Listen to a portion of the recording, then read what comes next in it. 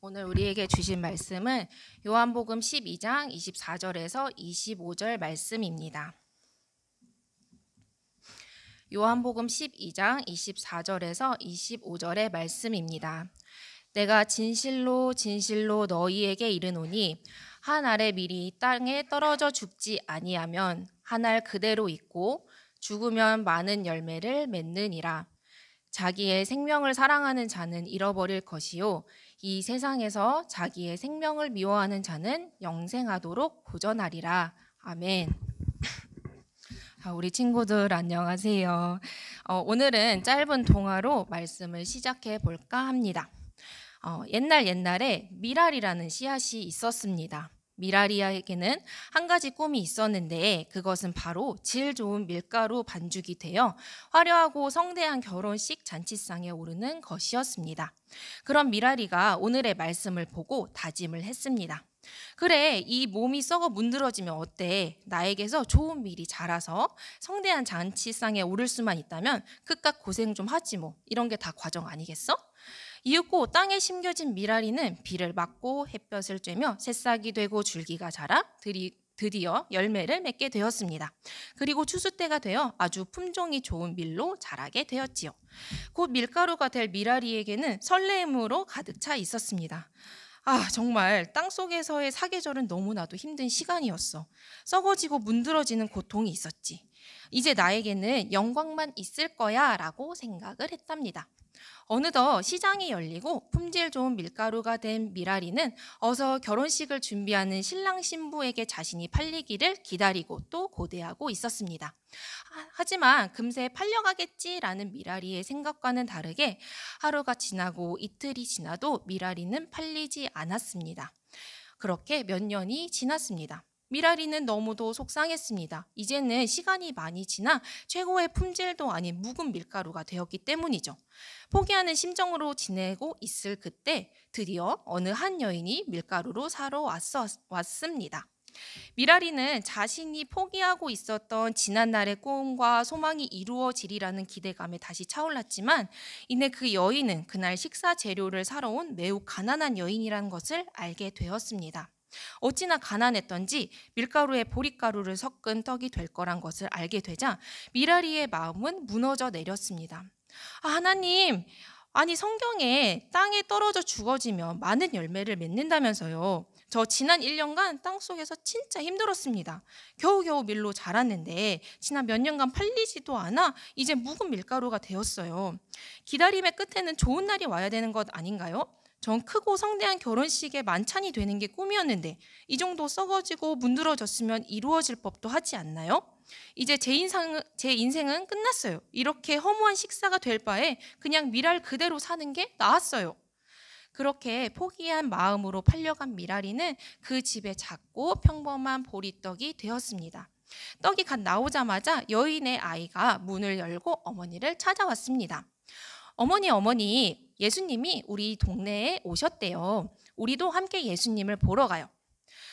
그래, 안 그래도 그 소식을 듣고 너랑 같이 나가볼 참이었단다. 언제 돌아올지도 몰라 이렇게 떡도 만들어놨지. 여기 도시락을 싸놓았으니 이제 출발해 보자꾸나. 아이와 여인은 함께 예수님을 보러 갔습니다. 그리고 그곳에서 예수님의 말씀도 듣게 되었습니다. 시간이 얼마나 지났을까요? 예수님의 제자로 보이는 사람이 먹을 것을 찾고 있었습니다. 혹시 먹을 것을 좀 싸오신 분이 없을까요? 우리 먹을 것을 모아 함께 나누어 먹읍시다. 제자의 말을 들은 아이가 어머니를 쳐다보며 말했습니다. 어머니, 우리가 싸온 떡을 예수님께 나누어 드려요. 그래, 그거 좋은 생각이구나. 너가 가서 저 제자분께 전달하고 오겠니? 아이는 예수님의 제자에게 어머니가 싸준 떡과 물고기를 건네 주었습니다. 그것을 받은 제자는 예수님께 드렸고 이를 받은 예수님은 하늘을 우러러 축사하시더니 떡을 떼어 사람들에게 나누어 주기 시작했습니다. 그 순간 미랄이는 이상하다는 생각을 했습니다. 이상하다. 분명 나는 5덩이밖에 없었는데 여기 앉아있는 많은 사람들이 나를 먹고 있잖아. 이게 어떻게 된 거지? 그때 미랄이를 향해 예수님이 이런 말씀을 하셨습니다. 미라라, 네가 그렇게 꿈꾸던 결혼 잔치상에 올라가지 못해 그동안 너무나 속상했겠구나. 하지만 나는 너가 이 순간 꼭 필요했기에 잔치에 보낼 수 없었단다. 시간이 많이 걸리긴 했지만 덕분에 5천 명이 넘는 사람들이 식사를 하게 되어 더 오랫동안 하나님의 말씀을 들을 수 있게 되었지. 이게 바로 천국의 잔치가 아니겠니? 그러니 너무 속상해하지 마렴. 너는 양식의 떡을 넘어서 생명의 떡이 되었으니 그것으로 함께 기뻐하자꾸나 라고 말씀하셨습니다. 우리 친구들은 이 이야기가 어떻게 느껴졌나요?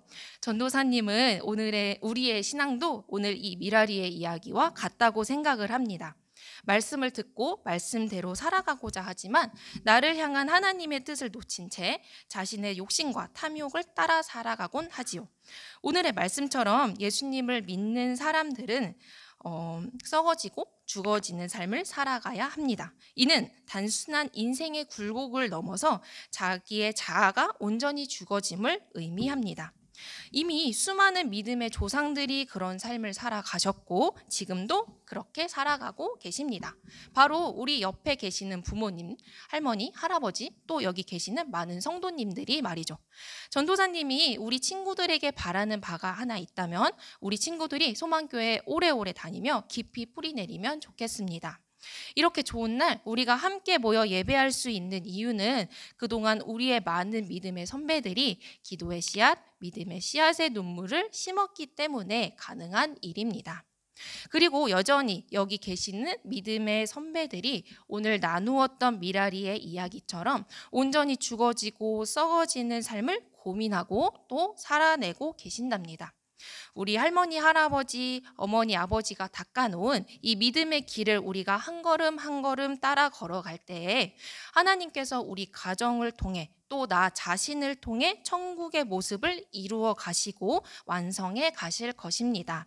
때문에 우리 친구들도 오늘의 말씀을 잘 기억하면서 믿음의 길을 걸어간 우리 어머니, 아버지, 할머니, 할아버지를 더욱더 닮아서 천국의 삶을 살아내는 소망교회 친구들 되기를 간절히 소망합니다. 다 같이 기도드리시겠습니다. 사랑의 주님, 은혜를 감사드립니다. 이렇게 좋은 날 온 가족이 함께 모여 예배하게 하심을 감사합니다. 믿음의 선배들이 간 길을 우리가 따라가면서 믿음의 씨앗을 뿌립니다. 지금은 보이지 않지만 믿음으로 아멘하고 천국의 소망을 품고 살아가는 소망교회 친구들 될 수 있게 도와주세요. 감사를 드리며 예수님의 이름으로 기도드립니다. 아멘. 오늘 우리